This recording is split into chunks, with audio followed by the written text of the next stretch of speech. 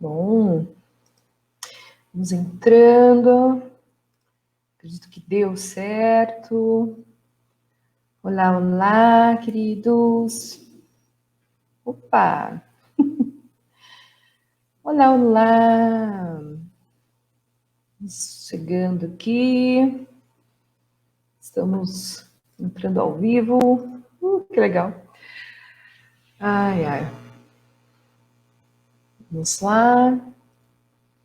Deixa eu só arrumar aqui, queridos, as tecnologias novas da vida. Olá, querido. Então, vamos lá. Luiz, já estamos na página, tá? Já estamos transmitindo aqui para o pessoal que está no Távola Arara, estavam perguntando pela gente. Então, um abraço a todos eles.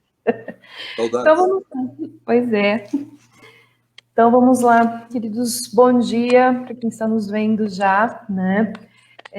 Acho que a primeira coisa que eu preciso falar é agradecer quem vai estar conosco aqui nesta manhã, né? De sábado, né? Em épocas de isolamento, né? E quarentena. Então, primeiro eu queria realmente agradecer para quem vai estar conosco nesta manhã, né? Enquanto o pessoal vai chegando, né? Aqui com a gente, vou dizendo aí do nosso projeto. Na realidade, essa live, né, vem justamente porque nesse primeiro semestre nós tínhamos alguns projetos no Távola Arara de fazer alguns eventos, fazer algumas reuniões, né, enfim, dentro do que a gente propõe para o nosso trabalho. E só que é isso também, estamos trabalhando remotamente, atuando remotamente, por isso que veio a ideia da live, então estamos aqui, né? Primeira coisa, né, também que quero falar para quem gosta, né, quem gostar do nosso trabalho, seguir a gente nas redes sociais, seguir a gente, temos aí o Távola Araras, temos o Instituto Távola de Ribeirão Preto, né, em todas as redes, né, no Facebook, Instagram. O Távola Araras também está no LinkedIn agora, mais uma novidade desse mundo de redes, né, que são tantas. E então vamos lá, né? Vamos aguardando aqui. Bom dia, gente. Eu sigo aqui, eu vou ficar como mediadora, então eu sigo olhando os comentários de vocês, tá bom? Cláudia, Daiane, Jennifer, bom dia, queridos, né? Então, vamos indo lá. Essa é uma live justamente para falar do nosso período de quarentena, né, e isolamento. Então, acho que quero começar dizendo que até ontem no Brasil, nós tivemos 35 mortes. Então, acho que tem aqui 35 mil mortes, né, por pessoas por Covid, além das centenas de milhares de casos, né, de pessoas infectadas, né. Eu acho que não podemos deixar de relembrar esse número, dizer que justamente não eram só números, né, são pessoas com histórias, com sonhos, né. Então, acho que já mando aqui publicamente meu abraço a todas as famílias, né, que enfrentamos tempos difíceis, né. Até justamente quando a gente vem a ideia dessa live, né, as coisas estão passando tão rápido, né, então a gente estava um pouco pensando como é que era esse início, né, de quarentena, e as coisas já estão mudando, né, já tem inclusive as nossas sensações, os nossos sentimentos e os nossos afetos, né, com a coisa se estendendo. Então, acho que é isso que vamos conversar hoje. Então, vamos lá, né, queridos, então, chamo agora aqui, o Luiz já está aqui na telinha, né, mas agora chamo aqui para a conversa, né, o psicanalista Luiz Henrique, né, eu vou atuar como uma mediadora aqui com vocês, né, também entre as mensagens do Facebook e aqui com o Luiz, né, Luiz? E então fiquem à vontade. Luiz, bom dia. Bom dia, Lorane, um prazer estar com você, com o pessoal de Távola Araras, bem como outras pessoas que nos derem o prazer de estar conosco, né? Vamos nessa conversa aí sobre temas tão candentes e angustiantes aí, que já vem aí no país aí há 2 meses e meio por aí de quarentena, né? E que está botando os nervos à prova, né? Uhum. Que era, obviamente, uma terminologia antiga, da psiquiatria antiga, né? O doente dos nervos, né? No sentido mais amplo da palavra, né? Hoje usamos um vocabulário um pouco diferenciado disso, até também pelo desenvolvimento da psicanálise, um vocabulário muito mais voltado à atividade psíquica, né? Mas eu penso que são tempos, posso dizer assim, até um pouco entre aspas, para alguns podem achar estranho, mas nós somos muito privilegiados, né?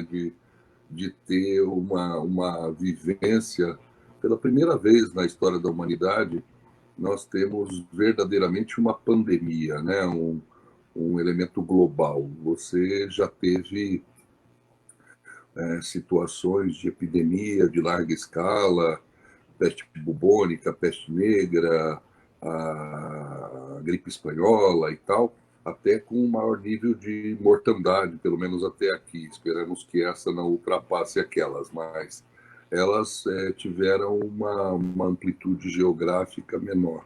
Né? Fundamentalmente foram aí na Europa, no leste europeu, mas essa não, né?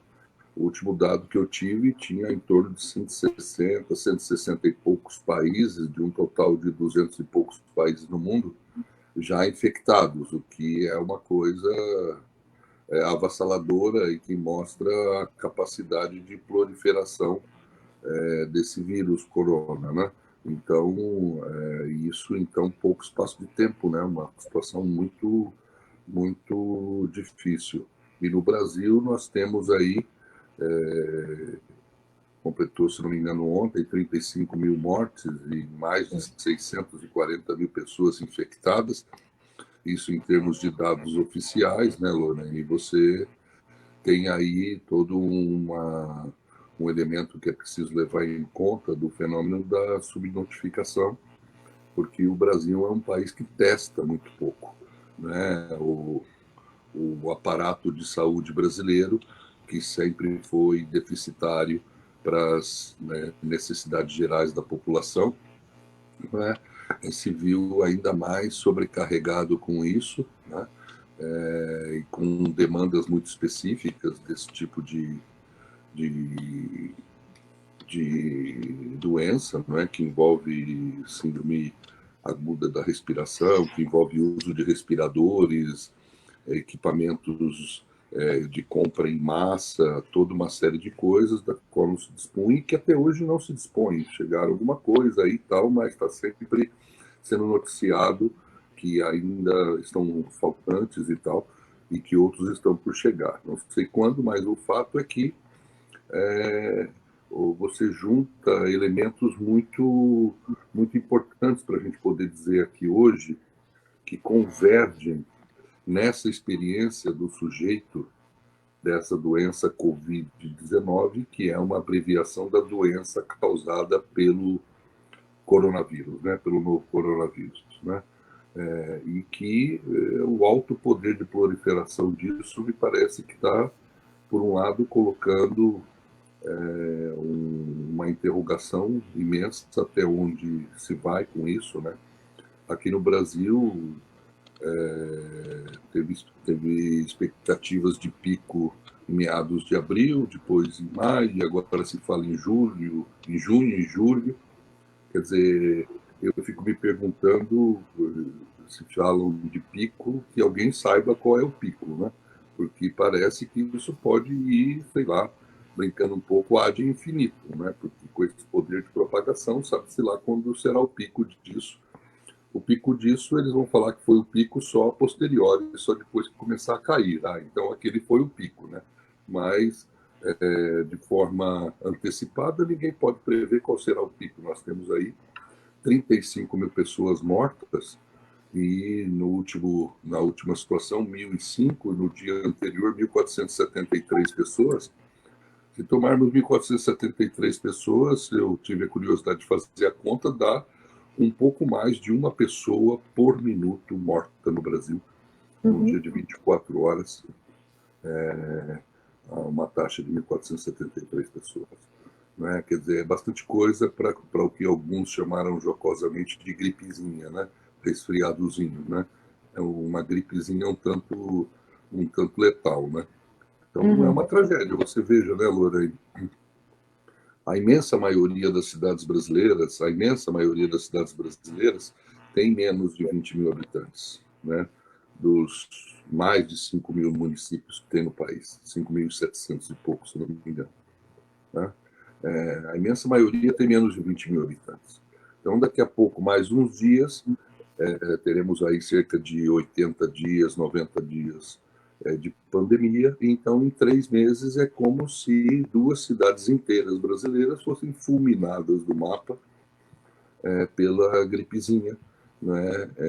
Com 40 mil mortos, e 640 e poucos mil infectados. Agora você conte as subnotificações, tanto de infectados quanto de mortos, né?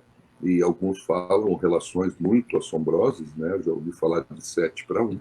Se você falar em 7 para 1 para 600 mil pessoas, vezes 7 dá 4 milhões e meio de pessoas infectadas, o que é um pouco menos da metade da cidade de São Paulo. Né? Então, de mortos, né, se tiver a mesma relação, talvez alguma coisa em torno de 200 mil pessoas mortas com isso. Né? Bom, eu não tenho esse conhecimento, não trabalho na área, mas o fato é que a subnotificação existe e, ao que parece, é brutal. Né? Então, não temos a menor ideia. E isso faz parte do drama, né? Que ninguém sabe nada disso. Né? As pessoas especulam com base em alguns dados, mesmo as pessoas que trabalham na área, né? E o que nem poderia ser diferente, não denota incompetência. O fato é que nós estamos lidando com um vírus novo, com uma capacidade virulenta de propagação e com um devir clínico, uma vez estando enquanto doença numa pessoa específica, o devir clínico da doença parece bastante errático, né? Ou seja, para alguns não cria nada, para outros cria complicações de letalidade rápida. E já se está numerando aí uma série de sintomas, de acontecimentos muito diversificados nas pessoas que estão colocando os médicos, os infectologistas, muito assustados com a variedade desse devir clínico. Para algumas pessoas, ele facilita o AVC, para outras pessoas, a síndrome respiratória, e assim vai. Vários que já foram mapeados, né? Então, as pessoas também vão tateando, né, ao longo do tempo disso. No início, se falava em grupo de riscos, mais ou menos, né, Lorena? Você lembra da época da AIDS? Parece que só um certo grupo de risco estaria vulnerável a isso. Né? Exatamente. Não é o caso, né? Existem, obviamente, maiores complicadores para quem tem mais idade ou comorbidades associadas, mas se teve notícia de jovens. Uma garota, por exemplo, de 16 anos morreu em Paris por conta da Covid-19, dentre outros aí. Nós tivemos bebês morrendo. Um bebê morreu em São Paulo, Luiz, né? Um bebê. Né? Então, que diziam crianças não morriam. É claro, né, que eu acho que tem essa coisa da probabilidade, obviamente, entre os grupos de riscos e com a idade aumenta, mas eu acho que isso, né, Liz, é uma das questões, a gente está falando dos afetos hoje, né, que nos coloca em mais uma incerteza, né, porque nós estamos falando, isso, de um vírus, né, de uma doença que pode pegar qualquer pessoa, a qualquer momento, né, e não se sabe qual será o destino, né? Ou seja, essa evolução clínica, né? Então, acho que é isso, Luísa. O primeiro afeto nosso nesse momento é essa tanta incerteza e esse medo, a gente não sabe exatamente nem do que, né? Da morte, enfim. Sem dúvida nenhuma, né? Nós estamos aqui começando nossa conversa, né, Lorane, com aspectos mais médico-epidemiológicos, né? Para entrarmos mais nesses aspectos do nosso fazer aí em torno da dinâmica psíquica. Uhum. Mas você tem, por conta desses aspectos médico-epidemiológicos, você tem uma, uma dinâmica viral que, pelo seu modo de propagação, penso eu, atinge a civilização humana no seu eixo organizador, que é a possibilidade de proximidade entre os sujeitos. Você atingindo essa proximidade e criando um interdito para que as pessoas fiquem perto uma da outra. E isso de uma forma cabal, do dia para a noite, onde ele chega, né? E que, de repente, aulas têm que ser suspensas, crianças não podem ir em creches, você não pode trabalhar de uma certa forma, tem que buscar um outro tipo de forma de trabalhar. Por exemplo, nós estamos falando com uns colegas que estão nos dando o prazer de estar conosco nessa manhã de sábado, ao vivo, por vídeo. Bom, felizmente hoje temos essa possibilidade de tecnologia, né? Até para quem trabalha na área de atendimento psicológico, coisa que era impensável há 20 anos atrás, né? Quem trabalhasse em atendimento psicológico há 20 anos atrás tinha que ir tomar um martini no Caribe, numa pandemia dessa, e não ia ter bar aberto no Caribe, né? Porque ele teria que ficar aqui em casa sem fazer absolutamente nada, né? Você é docente, né? Você dá aula online. Isso não é alguma coisa concebível há 20 anos atrás, né? Então, a tecnologia, para muitos, criou exatamente, para muitos criou uma possibilidade de uma alternativa do trabalho continuar. Né? No Instituto Távola, nós estamos trabalhando com a situação das aulas online, né? Mas olhando para o conjunto geral do impacto dessa condição que o vírus impõe de afastamento, tanto que não há o que fazer, porque não há vacina, não existem, pelo menos até hoje, protocolos claros de como atuar com esse vírus, dada a amplitude de desenvolvimento clínico da doença, não se sabe muito bem como atuar, os médicos estão dizendo isso a todo momento, porque sempre aparece alguma coisa nova, né?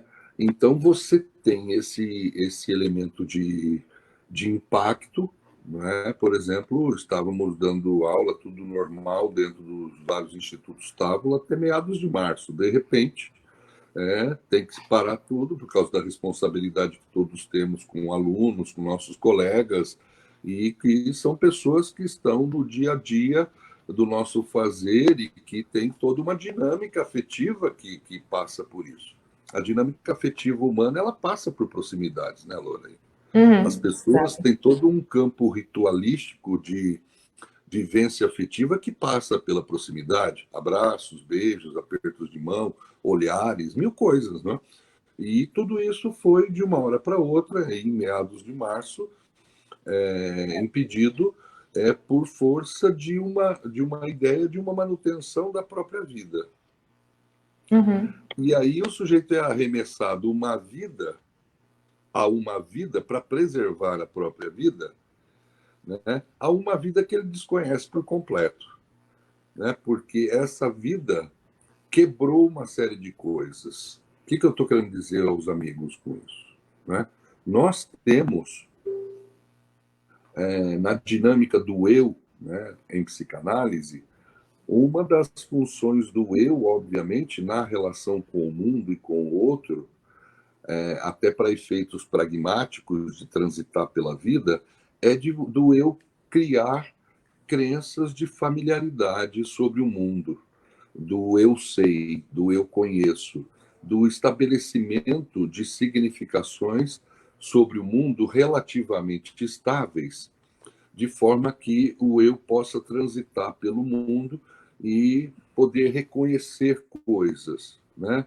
Fazer o que Freud chamava identidades de percepção, né? Ou seja, isso é amigo, isso é inimigo, isso é bom, isso é isso, aquilo é cadeira, aquilo é livro e tal, e assim vai, né?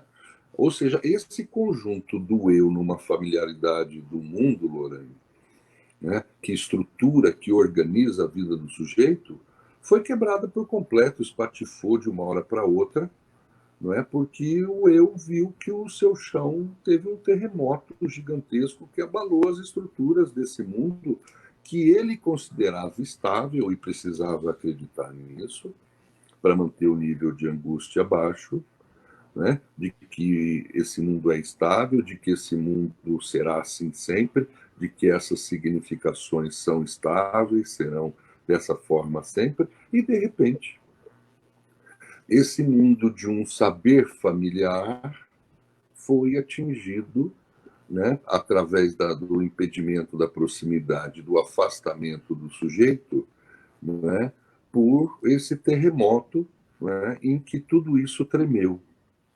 Esse mundo, que antes era tido como algo que eu conheço, como algo até eterno, os passarinhos dar a mão para os amigos, ouvir What a Wonderful World, do Louis Armstrong. Né? Esse mundo, vamos chamar assim, idílico, né?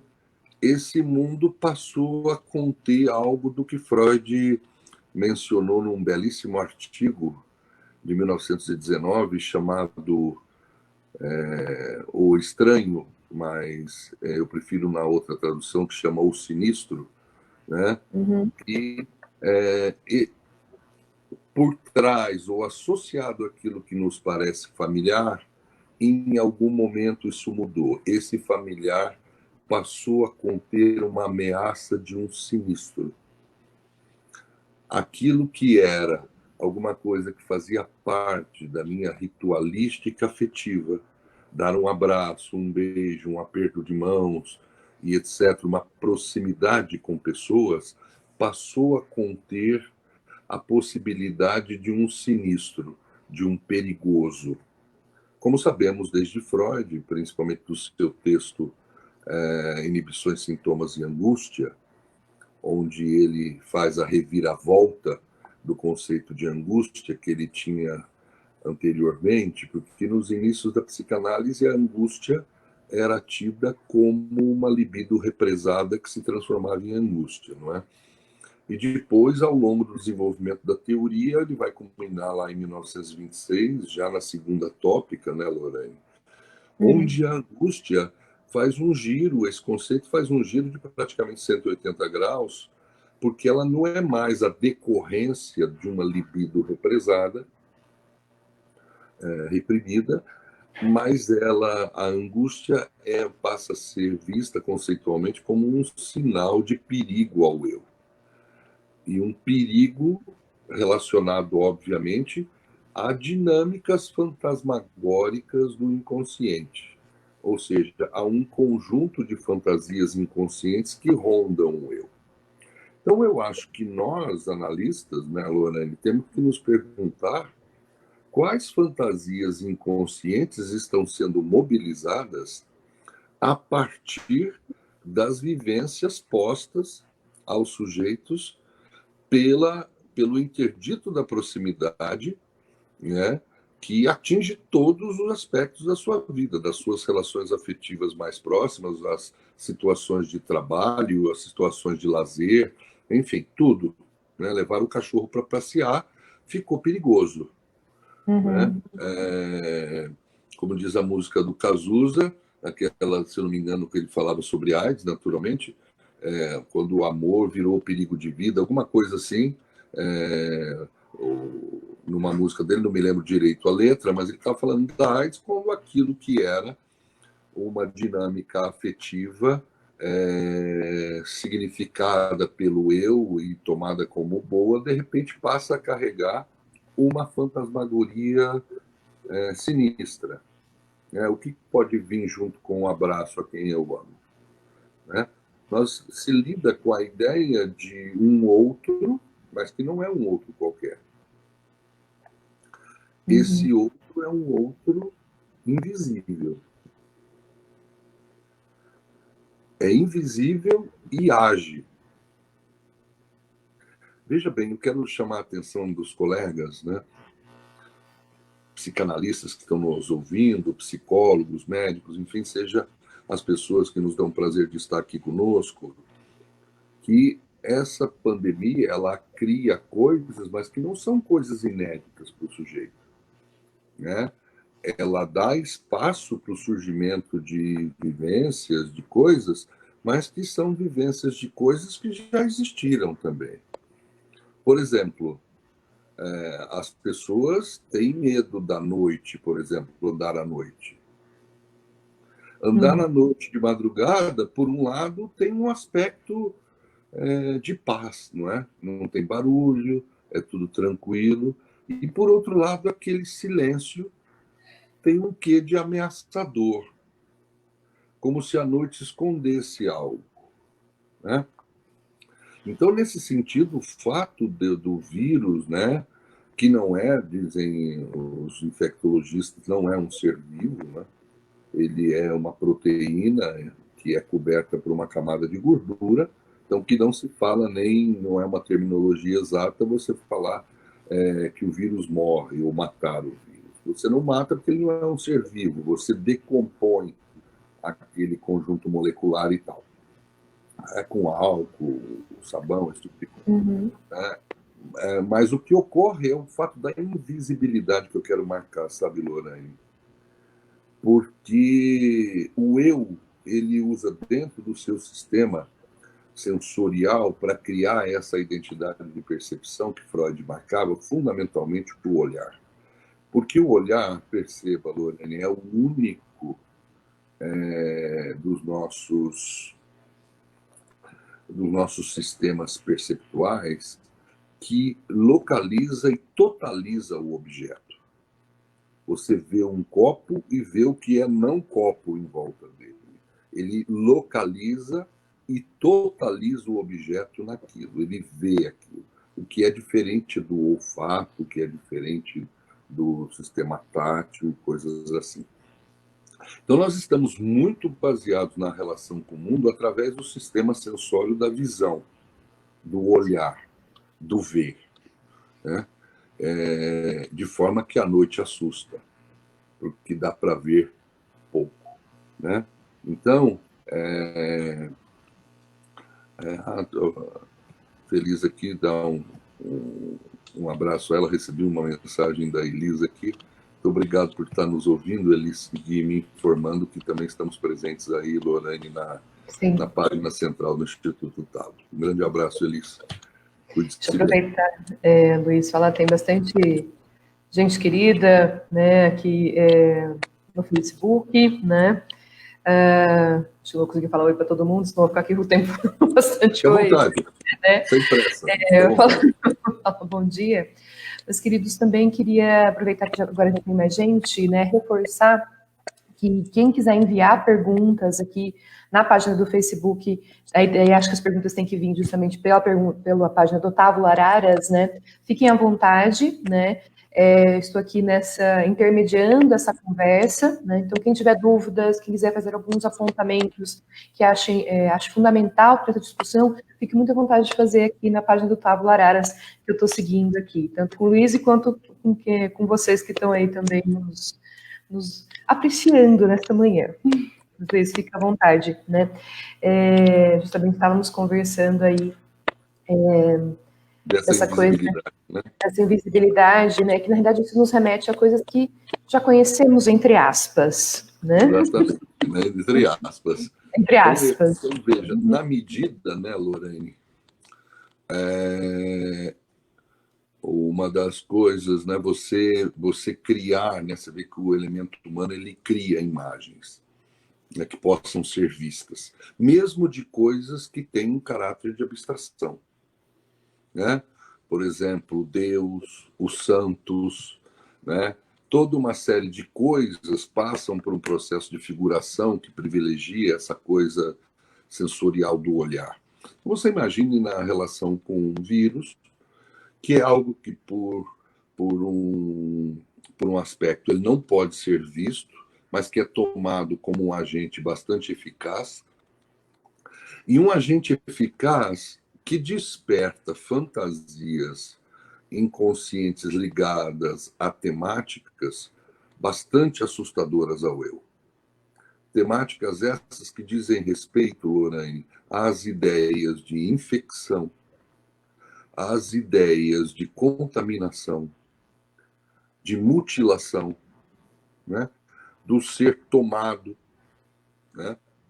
Por exemplo, é comum você ter fantasias, por exemplo, em pessoas com problemas oncológicos, fantasias de estarem sendo comidas por dentro, né? De que um desenvolvimento mudo da doença, silencioso. Essa ideia de não poder ser visto e do silêncio é alguma coisa que cria um conjunto de fantasias que tem no inconsciente, que cria um impacto de angústia bastante amplo ao eu, né? Porque ele não pode ser visto, não pode ser escutado, não faz barulho, né? E esse elemento do sinistro se acentua, porque veja que é uma coisa que age e, ao mesmo tempo, não faz barulho. Ou seja, ela está bem escondida. Ou seja, para você criar fantasias que criem uma dinâmica paranoide do sujeito em relação à vida, é imenso, né? Então, você tem pessoas que, em maior ou menor grau, naturalmente, passam a tomar toda uma série de defesas de caráter paranoide contra esses elementos da angústia relacionado a esse sinistro do vírus. Não poder ser visto, não poder ser escutado, não é? Percebe? De forma que o conjunto de apreensão angustiada do sujeito em torno disso, mesmo na casa dele, nos objetos dele. Lembrar aos colegas que estamos ouvindo que o ser humano é um ser de significação, né, Lorena? Ele marca tudo que tem. Se você olhar os seus apontamentos, nossos colegas, os seus cadernos, o seu lápis, a sua caneta, a sua escrivaninha, o seu computador, o seu automóvel, seja o que for, tem marcas suas ali, né? Tem todo um conjunto estético ali que deixa marcas, que é um conjunto de marcas que deixa da tua relação com aquele objeto, né? E a pessoa, até porque é um elemento cultural forte, a pessoa tem, na relação com os objetos dele, esse elemento de plena familiaridade, né? E, nesse sentido, a significação da casa que aparece ao sujeito como um lugar protegido desse sinistro. No entanto, é um sinistro fantasmagórico que pode entrar de qualquer jeito, né? O problema da relação dos sujeitos com o vírus não é o fato deles realmente terem pego o coronavírus e desenvolvido a Covid-19. O fato é que o vírus está presente em você mesmo quando você ainda não o pegou. Pela presença do medo. Né? Essa dinâmica de apreensão onde a presença do vírus, que é paradoxalmente amplificada pela sua própria incapacidade de representá-lo figurativamente e criar com ele alguma espécie de familiaridade, porque ele não pode ser visto, ele é silencioso, ele não faz barulho, ele não bate na porta, né? E age ao mesmo tempo. Né? Então, isso é muito fantasmagórico aos sujeitos. Você vê um silêncio, você ouvindo um silêncio e, ao mesmo tempo, tem um barulho suposto de uma atividade de algo que é invisível, né? E que pode estar virtualmente, Lorene, e a fantasia faz com que esteja em qualquer lugar. O que é que pode deter isso? Botar toalha no buraco da porta, né? Percebe? O que é que pode deter isso? Ou seja, nem a sua casa escapa da tua defesa paranoide. Então, tem pessoas aí que estão fazendo uma série de coisas com defesas muito maníacas de caráter paranoide, no sentido de não deixar o vírus entrar em casa, né? O sujeito desinfecta a casa 1000 vezes por dia, tem que entrar nu em casa, não pode deixar a roupa entrar, sabe, sei lá, 1000 malabarismos. Passa álcool em gel, né? Que é muito engraçado. Álcool no álcool em gel, quer dizer, pois é. Então, você tem, né, Lorraine, um conjunto de medidas de defesa que vão, muitas vezes, para defesas, vamos chamar assim, de caráter paranoide, que é o que vai se instaurando por causa dessas propriedades aí que a fantasia reveste o vírus, né, de invisibilidade, de silêncio e de sinistro, de alguma coisa que vai... tem uma palavra em português muito interessante para isso, esse caráter insidioso, que ele vai entrando, né? Ele vai acontecendo sem que você perceba. Da mesma forma que ocorre, incluso, repito, com a fantasmagoria ligada à dinâmica oncológica. Né? O câncer também tem esse caráter insidioso. Né? Ele vai evoluindo sem que se perceba, né? Sem que se... Onde é que está agora? No que atingiu agora? Aquela ideia de me comendo por dentro, né? Que age por dentro. E você veja, essas fantasmagorias aí, que a fantasia toca muito forte o eu, porque ameaçam a integridade do eu. A ideia de estar contaminado, a ideia de estar infectado, né? Então, veja, é alguma coisa, Lorane, que me atinge por dentro. Né? Perceba, por isso que eu falei que no vírus não desperta temores que nunca vivemos. Mas certamente ele traz e põe numa nova cena temores presentes em nós. Nós tememos muitas coisas dentro de nós. O eu teme muitas coisas dentro dele, muito antes do coronavírus. Nós tememos nossas loucuras, nós tememos nosso inconsciente, nós tememos toda uma série de coisas, de dinâmicas afetivas as mais complexas que ocorrem em nós. Não é mesmo? As pessoas que trabalham em psicanálise sabem disso. E o vírus parece que desperta também esse temor do que está dentro de mim e agindo em mim a revelia do meu eu. Ora, o que está dentro de mim, agindo em mim, a revelia do meu eu, não é outra coisa também senão o próprio inconsciente em Freud. Né? Tem as mesmas significações. Né?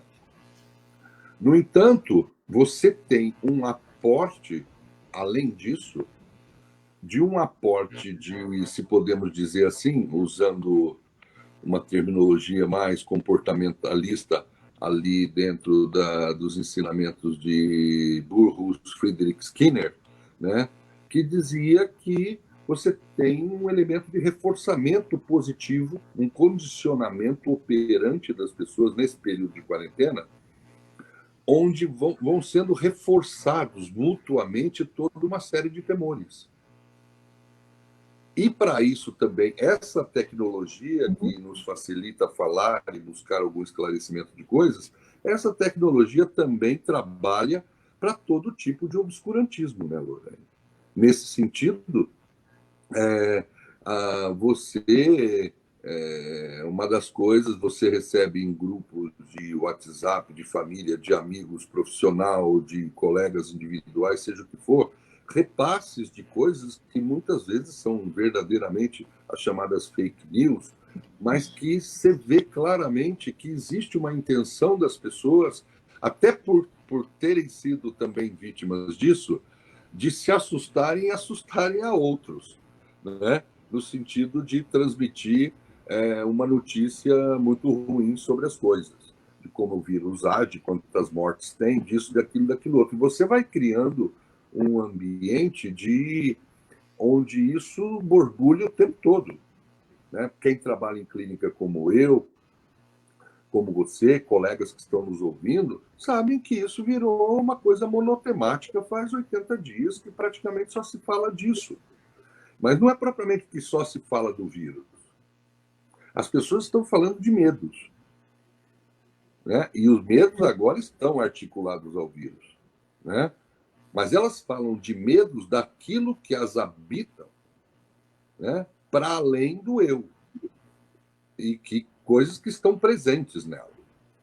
Né? Ou seja, algo na dinâmica psíquica que também tem para mim, em termos da resposta que o eu dá a elas, o eu a sentindo como coisa que me contamina. Ou não é verdade, por exemplo, que em muitas passagens poéticas ou da literatura, fundamentalmente a literatura romântica, o amor não é visto como uma infecção pelo sujeito. Ele não sente como estar infectado de alguma coisa, estar contaminado de alguma coisa. Ou seja, a dinâmica paranoide se instaura, Lorane, quando o objeto, né, passa a se confundir comigo. E pelo caráter do vírus, né, no caso, por exemplo, do amor do objeto amoroso, e no caso do vírus, por causa dessas propriedades dele, da invisibilidade e do aspecto silencioso dele, né, e dessa ação, né, ele também se presta muito bem a essa ideia de estar confundido comigo, está dentro de mim e mesmo assim não pode ser visto, mas produzindo efeitos. Da mesma forma que o inconsciente não pode ser visto. Da mesma forma que os nossos afetos não podem ser vistos. Ou alguém já viu o amor andando por aí nas ruas, ou a inveja, ou o ódio, ou o que quer que seja. Né? Essas coisas envolvem um campo de fantasias e significações, não são coisas propriamente ditas. Mas, no entanto, são coisas que existem dentro de um determinado registro de experiência, que é a experiência psíquica. Né? Ou seja, enquanto estamos falando de um ser, então, recapitulando, que abala as estruturas de significação do eu, que tinha esse mundo que ele acredita como algo eterno, não mutável, que eu conheço e que eu consigo transitar neles sem maiores angústias. As minhas relações afetivas, que estão estruturadas dentro de certas relações, dentro de certas solenidades, vamos chamar assim, de proximidades. Tudo isso se viu abalado de uma hora para outra. Né? E, de repente, esse mundo, que parecia ter tanta consistência, virou talco. Né? E agora, como será? Ver as pessoas, tenho medo de ser infectado pelas pessoas e de que eu mesma seja um agente de infecção de outros, né? Daqueles que eu gosto e tal, das pessoas próximas a mim, enfim, mil coisas. O que importa dizer é que as pessoas estão de frente com um fenômeno que, reforçado culturalmente, coletivamente, pelo fato de as pessoas também partilharem que as outras têm o mesmo medo, então fica mais fácil para elas justificarem a realidade desses temores. Não, o meu vizinho também está jogando água sanitária na casa toda. Né? O meu vizinho também está fazendo isso. Meu colega do grupo do WhatsApp me disse isso. Ou seja, há esse reforçamento positivo, né, no sentido de acentuar esses comportamentos, como dizia Skinner, né, que vai criando esse condicionamento, não é? E que vai justificando os seus próprios comportamentos, por mais exacerbados que seja, porque se supõe uma realidade que está estruturada numa discursividade geral. Né? Numa discursividade geral, incluso dos cientistas. Né? Porque os dados da ciência são muito fragmentários perto disso. Ou seja, existe uma discursividade geral que acentua esses aspectos, dizendo sim, é perigoso, é invisível, você pode pegar mais ou menos de qualquer jeito, cuide-se. E o que nós vamos entrando, então, Lorane? Nós vamos entrando numa experiência contínua de desamparo. O eu se vê sem recursos defensivos para fazer frente a isso. Porque, por mais forte que seja a defesa paranoide, ela não nos liberta do objeto em nós. O objeto amoroso continua lá. A defesa paranoide mantém ele lá, até paradoxalmente. Da mesma forma que você aumenta o muro da sua casa, põe todo tipo de cerca elétrica para se proteger do ladrão, e esses mesmos mecanismos fazem que você seja lembrado o tempo todo de que você pode ser assaltado, de que o ladrão existe. percebe? Ou seja, o ladrão nem chegou, talvez nem venha, e o tempo todo ele está ali. Sim. E o vírus está aí o tempo todo, mesmo porque não adoecerão. Né? E ficará, acredito, por muito tempo, mesmo quando se diga que a pandemia, propriamente em termos médico-epidemiológicos, melhorou, está afindando, como começa a acontecer em alguns países, Lorane, mas o impacto da relação das pessoas com essas fantasias inconscientes ligadas à contaminação, ao silencioso, ao que não pode ser visto, a algo que se movimenta em mim, a experiência disso terá certamente ressonâncias futuras, penso eu, de longo alcance. Sim. Luiz, temos uma dúvida aqui no Facebook, né? A Paulinha Varussa, né? Como lidar com o medo exagerado e o negativismo dos familiares dentro de casa? Né? Olha, como é o nome dela? Paulinha. Paulinha. Paulinha, obrigado pela tua pergunta. É difícil dar uma receita para isso, né, Paulinho? Acho que a primeira situação não é tanto lidar com essas pessoas, né? É uma coisa mesmo de você buscar olhar nas coisas que estão te mobilizando em termos dos seus próprios medos, né? Nós somos profundamente vítimas de uma atividade psíquica que é condicionada pelo inconsciente e que ocorre no eu, que é a atividade do imaginário. O imaginário, Paula, ele certamente é o que nós temos que lidar a vida toda, porque ele é o veiculador do medo. O imaginário, normalmente, ele não é como essas pinturas, eu gosto muito dos pintores impressionistas, que são bastante sutis nas suas telas e tal. O imaginário, não. Ou ele é preto ou ele é branco. O contraste é total. Ou é 0 ou é 1. Né? Então, o imaginário, ele opera normalmente, Paula, dentro de uma dinâmica fatalista. Eu chamo isso muitas vezes da psicopatologia dos possíveis. Como assim? Se eu enxergo, então eu posso perder a visão. E se eu posso perder a visão, então eu necessariamente vou perder a visão. Se eu ando, eu posso cair, levar um tombo. Se eu posso levar um tombo, que é uma possibilidade, então necessariamente eu vou levar um tombo, o que será uma certeza. O imaginário opera dessa forma.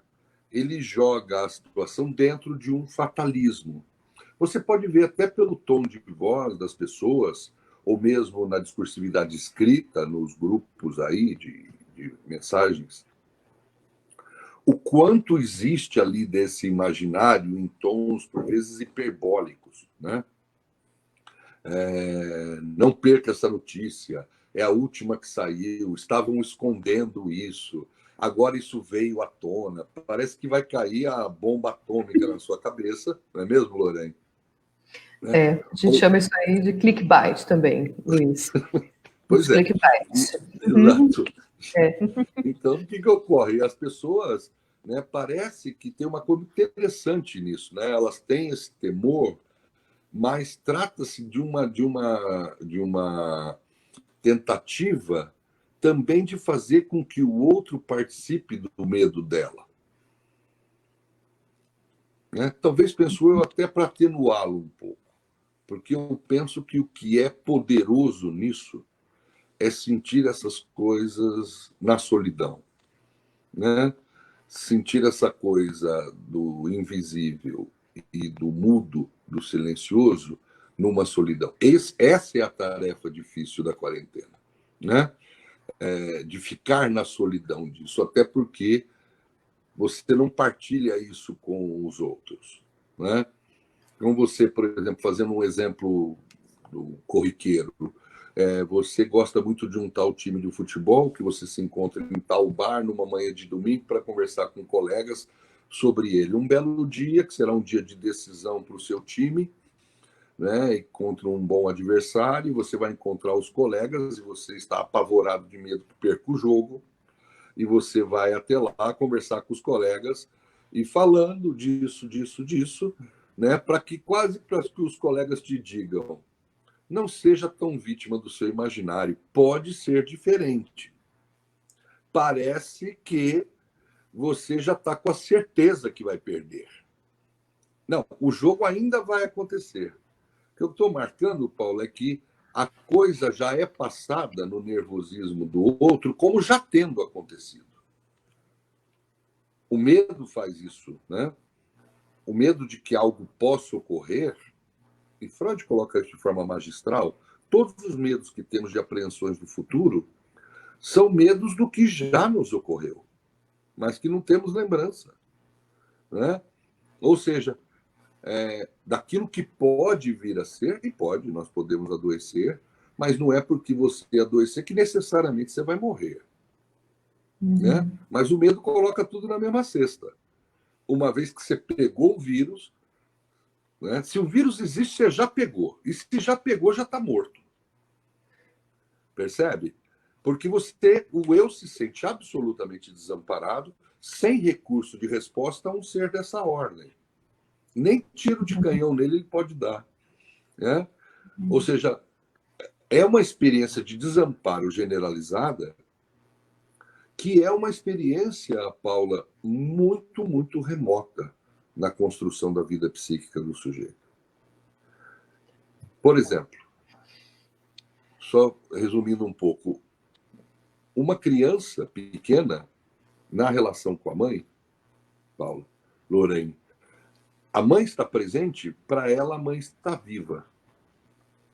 Se a mãe se afasta para ir fazer uma mamadeira na cozinha, naquele gap de tempo, a criança é arremessada na angústia de que a mãe não existe mais. Ou é 0 ou é 1. Até que no desenvolvimento da criança, a atividade psíquica dela sustente a presença viva da mãe, mesmo que o sistema sensório não acuse a presença da mãe. A mãe foi para a cozinha. Mas ela sustenta a presença da mãe no psiquismo. Ela sabe que a mãe não morreu. A mãe foi à cozinha. Né? Mas nessa situação anterior, não. Existe essa situação de um shift contínuo entre morreu, viveu de novo. Morreu, viveu de novo. E a cada situação dessa é um sentimento de eternidade e de desamparo. Essa angústia de impotência, de desamparo, Lorraine, Paula, eu penso que é um conjunto de experiências das mais basais na vida humana. O ser humano, quando empurrado para a vivência de frente dessas angústias, que é o que o psicanalista pernambucano radicado no Rio, que eu admiro muito, Jurandir Freire e Costa, chama de pânico narcísico. Sujeitos humanos empurrados para o canto do pânico narcísico são capazes do impensável. Até de uma negatividade gigantesca. Por exemplo, nós estamos aí há 75, 80 dias de quarentena, Lorraine, e as pessoas estão livres, leves e soltas, começando a sair de casa. Eu acho que parece tem uma pergunta que porque aqui, as outras saíram, o vírus deixou de existir. Tem uma pergunta. Como diz um amigo meu, só falta contar para o vírus, né? Sim. Tem duas perguntas, na verdade, Luiz, e uma delas, eu acho que justamente acho que você vai entrar nesse momento da fala, que é da Elis, né? E também vem de uma dúvida minha, né? Porque eu acho que justamente estamos conversando disso, né? O quanto que isso nos coloca em contato com essas angústias, né? Muito, muito profundas, né? Mas a gente está vendo, Elis, um movimento muito curioso, né? Que é justamente das pessoas que não estão entrando em contato com isso, estão negando, na realidade, toda essa realidade, tudo que isso tem sido colocado. Até eles perguntam, né? Luiz, você poderia comentar, por gentileza, sobre o que ocorre em termos de dinâmica psíquica com os que vivem essa experiência hoje, negando, né? Acho que a pandemia, né? Os chamados negacionistas. Né?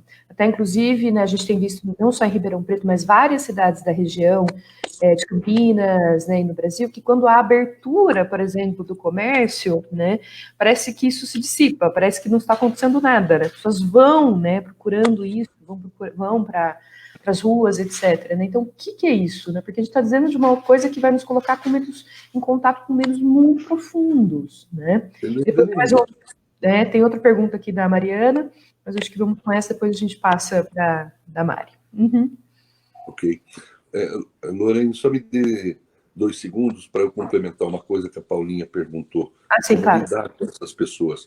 Viu, Paulinha? A questão é você se perguntar uma coisa assim, você olhar para essas pessoas e perceber que elas estão falando da relação delas com aquilo, com aquele objeto do que elas estão dizendo.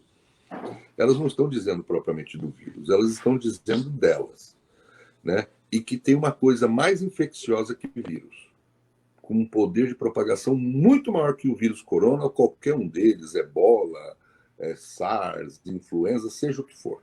Chama-se medo. Né? A transmissão de medos, de angústias, deixa no chinelo qualquer vírus.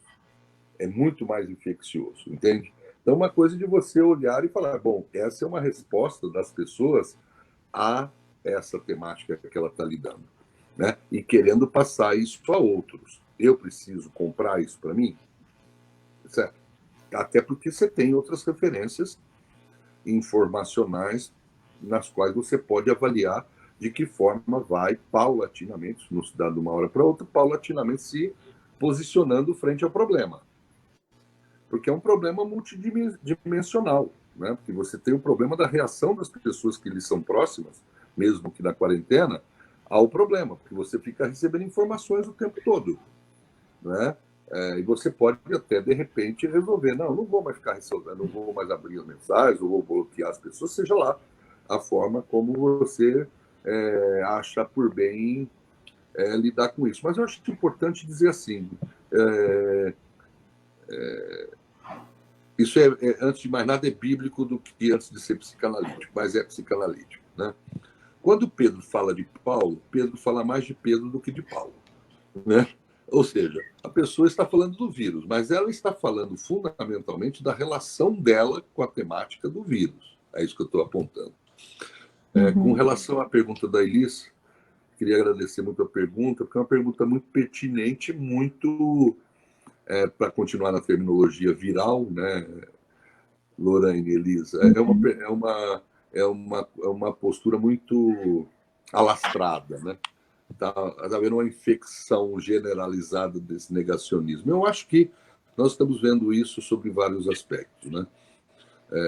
Já bem antes desse vírus, nós estamos vendo uma postura de certos setores socioculturais, aí numa postura negacionista de várias ordens, né? Tem gente, e até espantosamente, gente que teve escola, um campo de educação formal e etc., negando que a Terra fosse redonda, né?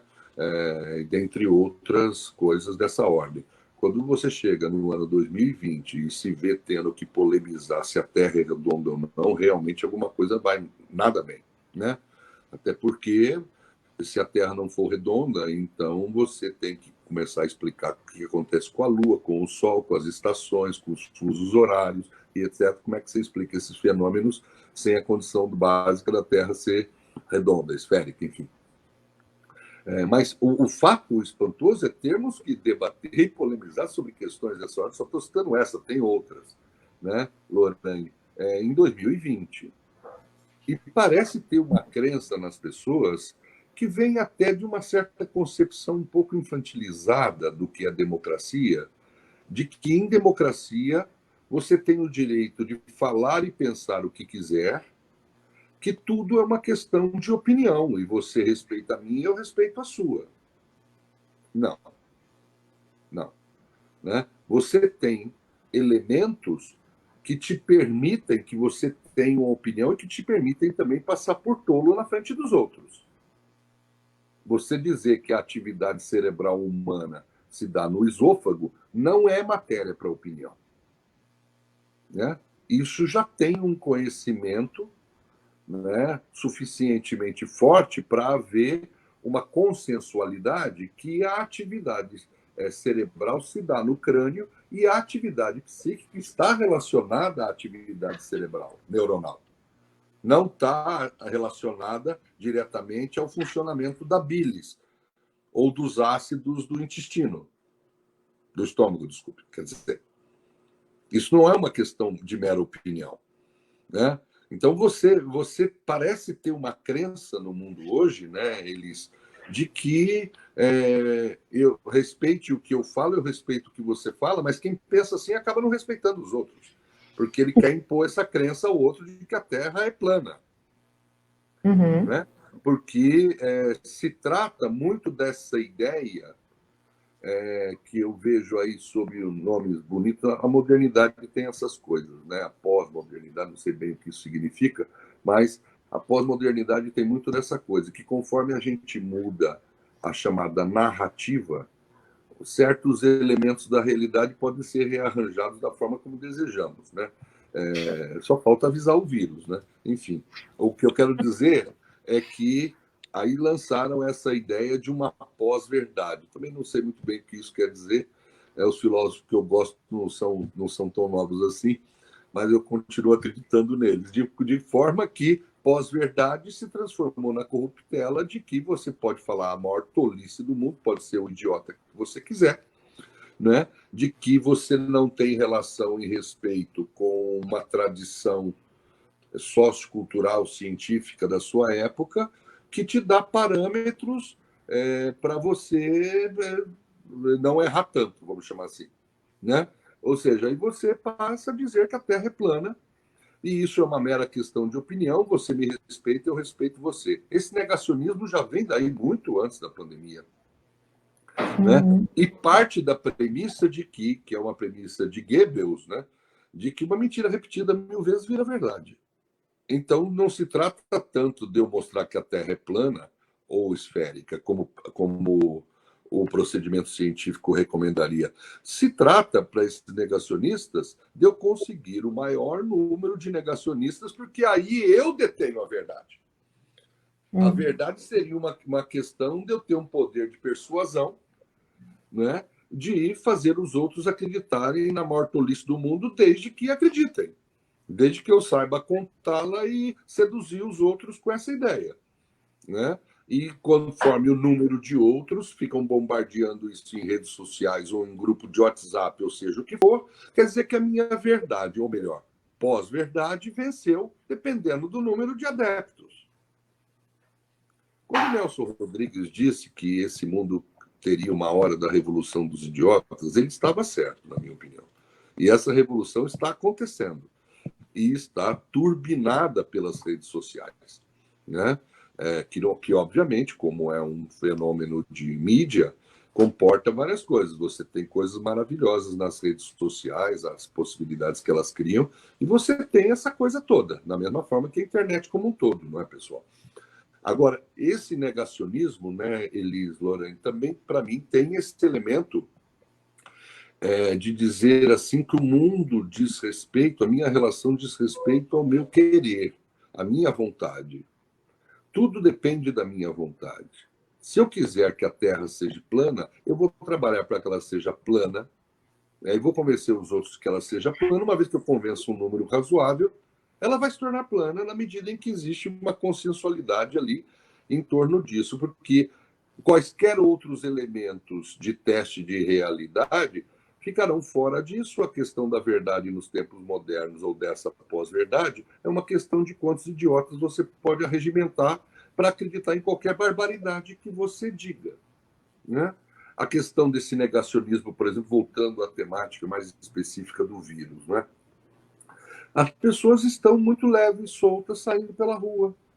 O que a gente vai vendo é o poder tanto midiático quanto da relação com o outro, de ouvir o vizinho dizendo: eu abri minha loja, o outro abre minha loja, então talvez eu também possa abrir.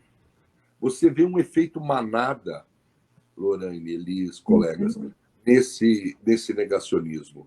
Se todo mundo está fazendo, talvez não tenha tanto perigo assim. Repito, só falta avisar o vírus. né? Porque as pessoas estão indo. É o mesmo efeito que Freud coloca em 1921 em Psicologia de Massas e Análise do Eu, né? Esse efeito de uma desresponsabilização de si por uma adequação ao grupo, onde esse elemento de responsabilização de si fica absolutamente fluido e, para dizer, neutralizado, né? É um sujeito que agride, para voltar na temática lá do futebol, Lorane, que eu citei agora, é o sujeito que, na sua vida comum, é o pacato cidadão, da música, se não me engano, do Skank, né? Na hora do jogo, ele vira uma fera que ele vai pegar um cano e dar na cabeça do torcedor do time adversário. Acabou o jogo, que ele está lá cercado da sua torcida, que fica fazendo esse reforçamento positivo nele. Isso mesmo, você é dos nossos, você honra ser palmeirense, corintiano, São Paulino, porque você deu com o cano na cabeça do time adversário, do torcedor do time adversário. E ele sai de lá todo orgulhoso, mesmo tendo matado um. Ô, Luiz, o que mostra que as dinâmicas éticas, também nos ensinou Freud, elas são absolutamente condicionáveis a situações específicas. Não existe um campo de ética universal. Se você, por exemplo, é um assassino, no nosso campo sociomoral médio, você não é uma pessoa bem vista. O suficiente para a sociedade querer que você seja preso. Mas se você vai para a prisão sendo um assassino e tendo matado 20, provavelmente você vai ser bastante respeitado na prisão, né? Mas se você tiver roubado uma barra de chocolate, talvez você não seja. Os valores são outros. Isso é incrível no ser humano. Sim. Né? E, por vezes, trágico. Veja no elemento do negacionismo. Só completando uma coisa, Lorane. Então, esse negacionismo, né, eu penso que ele cria força na medida em que ele encontra um campo de reciprocidades em reforçamentos positivos, lado a lado, no conjunto geral das pessoas. E isso também pela mídia. Por exemplo, uma vez eu ouvi de um grande comunicador dizendo: Luiz, o que acontece é o que a mídia diz que acontece. Se a mídia não diz mais, deixou de acontecer. É preciso lembrar, né? Não preciso lembrar vocês que são psicanalistas, né? Ou eventuais colegas que não o sejam, que dão o prazer da presença conosco. Freud diz do poder do pensamento mágico. De repente, deixou de existir, não existe mais. Eu deixei de falar naquilo, né? Agora a gente fala em abrir lojas, quer dizer, o vírus não existe mais. Mas como que ele foi embora? Não sei, não existe mais. Igual nas frases de crianças. Né? Eu não gosto mais de você. Mas por que você não gosta mais? Porque eu não gosto mais. Sim. Não tem explicação de motivos, não tem nada. Assim. Luiz, a gente acho que vai caminhando também para o final, mas tem dois comentários, né, duas perguntas e dois comentários que eu gostaria de ler, né, da Mariana, que eu já tinha falado, né, era uma pergunta, né, de que forma esse estado de desamparo e temor favorece o controle das pessoas?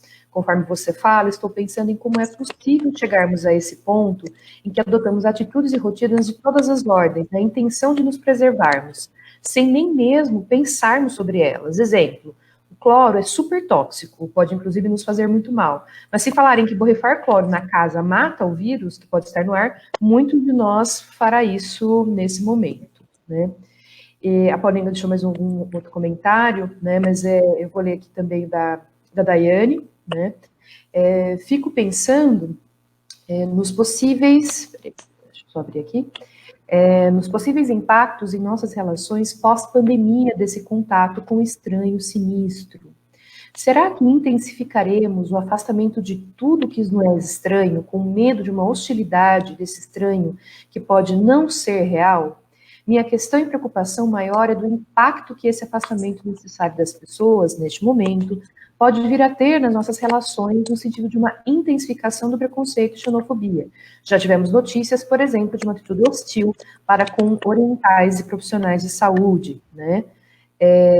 Também aqui com um comentário da Terezinha, né? O que mais ouço ultimamente é que estamos no mesmo barco. Eu acredito que estamos no mesmo oceano, mas em barcos diferentes. Essa negação não seria necessidade do enfrentamento, de vencer o medo, talvez para trazer o sustento básico para a sua família, para garantir emprego? Enfim, se você quiser fazer um fechamento aí a partir dessas colocações. Uhum. Vou agradecer as pessoas que Mariana, enviaram aqui, Mariana, Daiane e tal, né? Uhum. E, obviamente você tem um conjunto de defesas, não é? Que buscam encaminhar os mecanismos de defesa, não é, pessoal? Da perspectiva psicanalítica, são mecanismos inconscientes que buscam encaminhar a angústia para uma forma, vamos chamar assim, suportável, né? Em tudo a angústia está. Quando você tem esse pânico narcísico condicionado por uma vivência de desamparo, né? De impotência e de desamparo, angústias poderosíssimas e muito remotas na constituição humana, como eu disse há pouco, o sujeito empurrado para esse pânico narcísico, ele é capaz do impensável, né? Ele é capaz da violência, ele é capaz de do soerguimento de crenças as mais estapafúrdias para criar alguma narrativa, para criar alguma sustentação de mundo, né, onde de alguma forma o seu eu ainda pode encontrar algum respiro, né? E de repente ele vai para uma situação completa de não saber o que fazer e etc. E, de repente, para encontrar algum respiro, ele aderir a frases estapafúrdias do vizinho que diz para ele que vai ser bobagem, eu estou lá com o meu comércio aberto, esse vírus é uma bobagem, é uma gripezinha, né? Morre mais gente de gripe no Brasil do que da Covid-19, e ele vai e adere, né? Ou seja, é o que em psicanálise chamamos de a saída perversa daquilo que nos neurotiza. O sujeito vai para uma aderência a alguma discursividade, a alguma teoria, a algum campo de racionalização e de justificativas, que ele encontre alguma coisa como um eu penso isso, ou eu passei a pensar isso. Esse vírus não existe, esse vírus é bobo, e esse meu temor não se sustenta. Deixa eu sair do campo. É óbvio que isso é um jogo, ele não sustenta isso por muito tempo. Dizer que existe uma postura negacionista não quer dizer que esses negacionistas acreditem tanto assim no que estão buscando negar, né? Eles estão fazendo uma força gigantesca para dizer que é assim, né? Não quer dizer que não habitam lá nas suas vivências íntimas temores de toda a ordem, né? Ah, o vírus não existe, é uma gripezinha e tal. Não, né? São jogos de força, pessoal, né? Então, você tem, sem dúvida nenhuma, esse negacionismo, porque esse negacionismo, né, é alguma coisa que cria uma facilidade de consenso, convenhamos, muito maior. Dizer isso não existe, ou isso é uma gripezinha, isso é bobagem, vai trabalhar, né, entre as pessoas, do que pensarmos sobre um ente que passou a viver entre nós, que não fazemos a menor ideia do que seja, que é invisível, que nos coloca numa posição de desamparo, e que existe uma profusão de coisas, as mais díspares, sendo ditas sobre ele, e o sujeito não sabe para que lado correr, né? Agora, quando você encontra um discurso que diz, é aquela história, se o meu discurso que diz para você que a Terra é plana, e esse discurso trouxe para você a possibilidade de você se reconhecer como alguém, mesmo que seja um idiota, não importa, você vai acreditar que a Terra é plana. Frente a não saber se ela é quadrada, se ela é retangular, se ela é esférica, ou se ela for o que quer que seja. Supondo que a Terra, por exemplo, fosse um vírus. que é a relação do sujeito com o vírus agora. Ele não sabe o que pensar desse vírus, ele não sabe como lutar. Né? E isso o coloca numa posição de impotência, que a relação dele com a própria imagem de si, com o eu, se despedaça. O sujeito entra em colapso, de uma forma maior ou menor. Né? Na base da tortura chinesa, para muitos, como nessa quarentena do dia a dia, como a Lorraine bem chamou, uma coisa mais prolongada, ou alguns literalmente surtam. Né?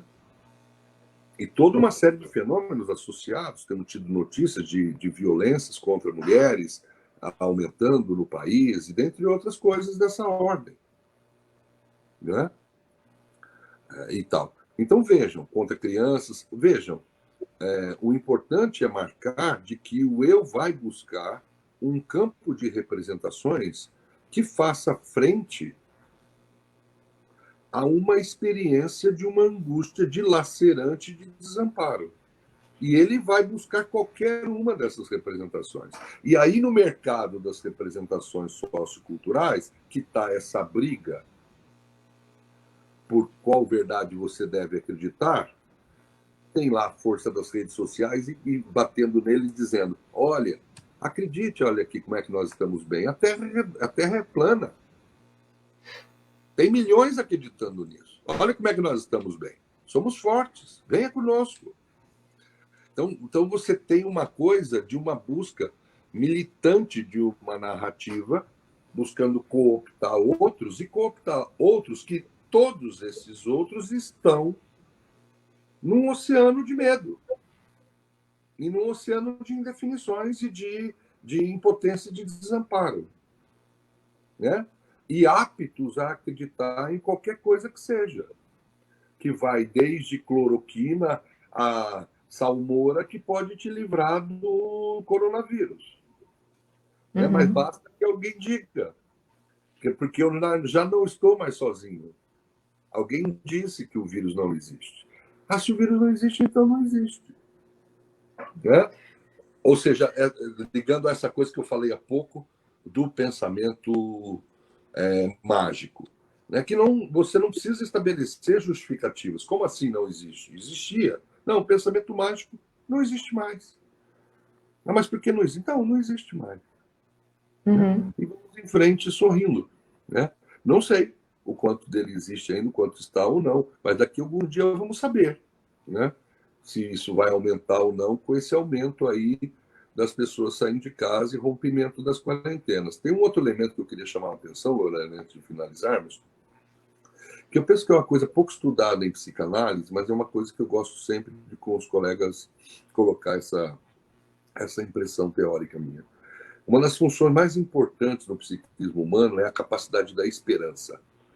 Não é de esperar, do verbo esperar, mas esperança no sentido forte é de fazer apostas e de decidir, mesmo sob futuro incerto.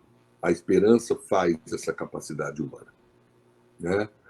Então, a esperança, né, está sendo muito bombardeada, e conforme a função da esperança vai agonizando, a relação do sujeito com o desamparo, Lorraine, Elis, colegas, aumenta dramaticamente. Porque a esperança, ela é uma condição que me chama ainda a agir no mundo e diz: você pode agir alguma coisa no mundo. Né? Essa diminuição da capacidade da esperança, porque quem tem esperança é alguém que tem uma capacidade, Lorraine, de suportar a incerteza. Ter esperança significa agir num universo de coisas nebuloso, que você não sabe propriamente quais são os efeitos que aquilo terá, mas você age. Né? Ter esperança. Né? Você não faz sentido você falar que tem esperança sobre um universo de certezas. Né? Isso não é ter esperança. A esperança diz respeito a algo nebuloso. Né? E eu acho que essa função da esperança, principalmente no que diz respeito a algo sem data para terminar, sem picos visíveis, como essa quarentena, vem abalando profundamente, pelo que eu tenho ouvido na clínica, a esperança das pessoas.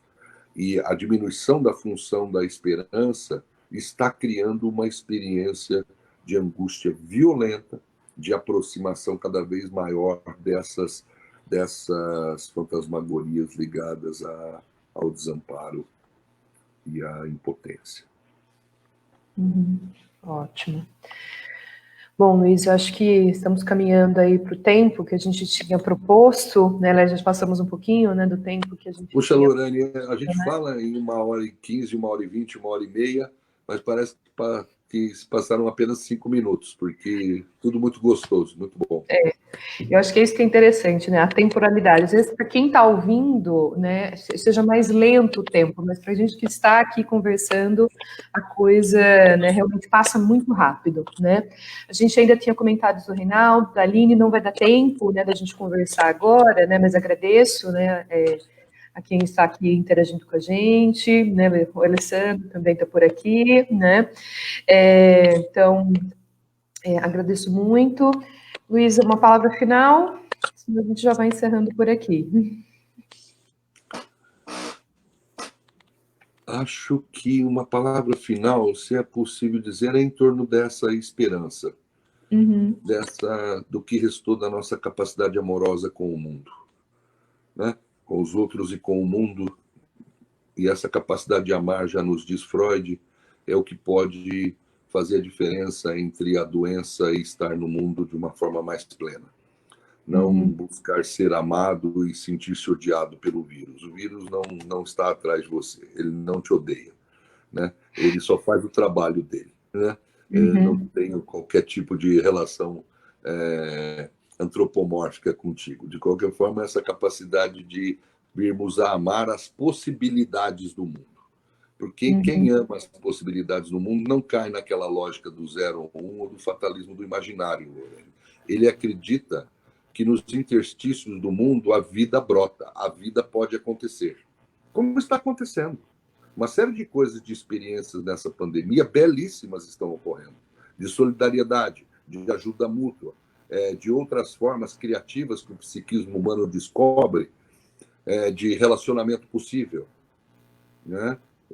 Imensas. Imagina, eu tenho tido notícias disso fundamentalmente no Brasil, mas vocês imaginem em escala global o que vem ocorrendo por aí, não é? Onde existem apostas de amor à vida e ao mundo, portanto, apostas de esperança, que fazem cessar esse 0 ou 1, né? Ou diminuem fortemente esse 0 ou 1 do fatalismo do imaginário, ou como eu chamei há pouco, da psicopatologia dos possíveis. Uma vez que é possível, então será. Não será. É possível, né? Mas você tem condições de encontrar caminhos na vida para fazer a vida acontecer. O jogo não está jogado. A humanidade não vai embora. A humanidade já teve outros vírus, né?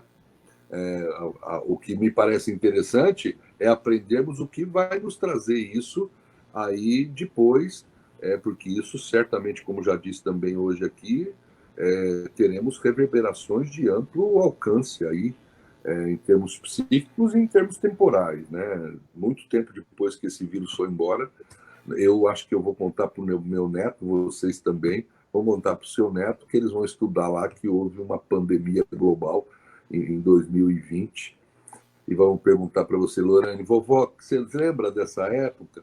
Então, eu lembro. Tá? E você sobreviveu para contar para o teu neto. Né? Assim, não é mesmo? Queria deixar um grande abraço a todos, viu, pessoal? Meu maior agradecimento à Lorane pela proposição de termos esse encontro aqui. Foi muito prazeroso, muito legal para mim estar com vocês aí nesse sábado, tá bom? Ótimo.